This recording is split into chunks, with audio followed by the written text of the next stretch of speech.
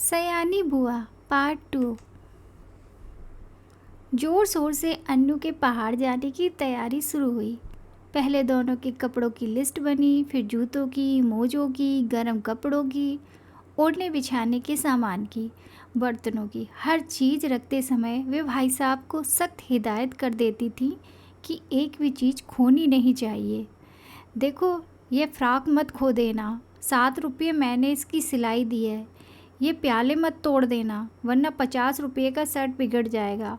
और हाँ, गिलास को तुम तुच्छ समझते हो, उसकी परवाह ही नहीं करोगे, पर देखो, ये 15 बरस से मेरे पास है और कहीं खरोच तक नहीं है, तोड़ दिया तो ठीक ना होगा। प्रत्येक वस्तु की हिदायत के बाद वे अन्नू पर आईं। वह किस दिन किस समय क्या खाएगी उसका मेनू बना दिया। कब कितना घूमेगी, क्या पहनेगी, सब कुछ निश्चित कर दिया। मैं सोच रही थी, यहाँ बैठे बैठे ही बुआ जी ने इन्हें ऐसा बांध दिया कि बेचारे अपनी इच्छा के अनुसार क्या खाक करेंगे। सब कह चुकी तो ज़रा आर्द्र स्वर में बोली, कुछ अपना भी ख्याल रखना, दूध फल बराबर खाते रहना। हिदायतों की इतनी लंबी सूची के बाद भी उन्हें यही कहना पड़ा। जाने तुम लोग मेरे बिना कैसे रहोगे, मेरा तो मन ही नहीं मानता। हाँ, बिना भूले रोज़ एक चिट्ठी डाल देना। भाई साहब का पत्र रोज़ आता था, जिसमें अन्नू की तबीयत के समाचार रहते थे। बुआ जी भी रोज़ एक पत्र लिखती थीं, जिसमें अपनी उन मौखिक हिदायतों को लिखित रूप में दोहरा दिया करती थीं।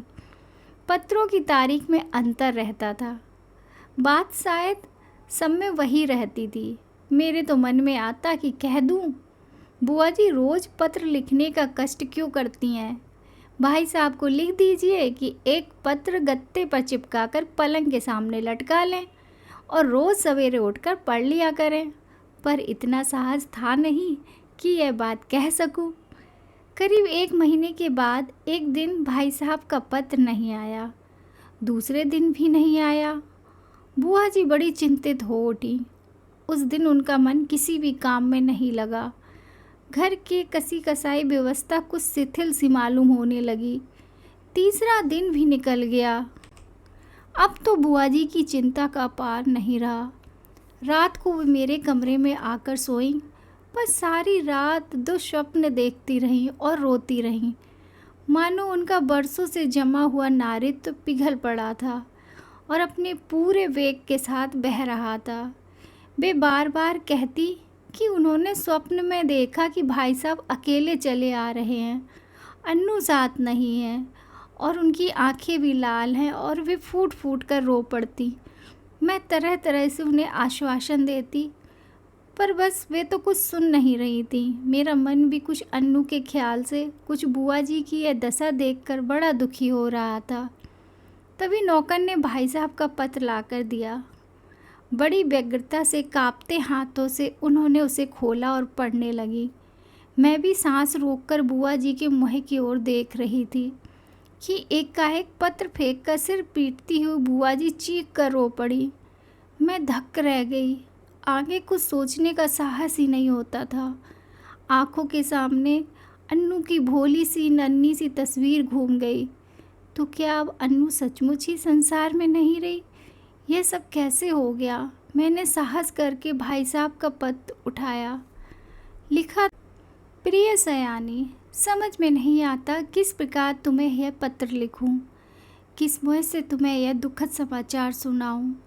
फिर भी रानी, तुम इस चोट को धैर्यपूर्वक सह लेना। जीवन में दुख की घड़ियाँ भी आती हैं और उन्हें साहसपूर्वक सहने में ही जीवन की महानता है। यह संसार नश्वर है, जो बना है वह एक न एक दिन मिटेगा ही। शायद इस तथ्य को सामने रखकर हमारे यहाँ कहा है कि संसार की माया से मोह रखना दुख का मूल है। तुम्हारी इतनी हिदायतों के और अपनी सारी सतर्कता के बावजूद मैं उसे नहीं बचा सका। इसे अपने दुर्भाग्य के अतिरिक्त और क्या कहूँ। यह सब कुछ मेरे ही हाथों होना था। आंसू भरी आंखों के कारण शब्दों का रूप अस्पष्ट से अस्पष्टर होता जा रहा था और मेरे हाथ काँप रहे थे। अपने जीवन में यह पहला अवसर था जब मैं इस प्रकार किसी की मृत्यु का समाचार पढ़ रही थी। मेरी आंखें शब्दों को पार करती हुई जल्दी जल्दी पत्र के अंतिम हिस्से पर जा पड़ी।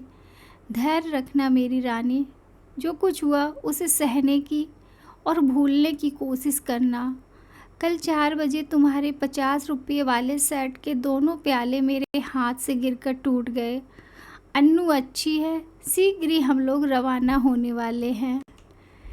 1 मिनट तक मैं हतबुद्धि सी खड़ी रही, समझ ही नहीं पाई ये क्या से क्या हो गया। ये दूसरा सदमा था। जो ही कुछ समझी मैं ज़ोर से हंस पड़ी।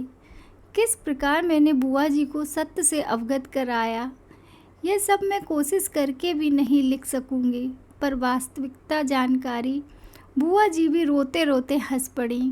5 आने की सुराही तोड़ देने पर नौकर को बुरी तरह पीटने वाली बुआ जी 50 रुपये वाले सेट के प्याले टूट जाने पर भी हंस रही थी। दिल खोल कर हंस रही थी, मानो उन्हें स्वर्ग की निधि मिल गई हो। Thank you. अगर आपको हमारी ये कहानी पसंद आई तो please like, share and subscribe ज़रूर कीजिएगा, ताकि मैं आपको और अच्छी अच्छी कहानियाँ सुना सकूं।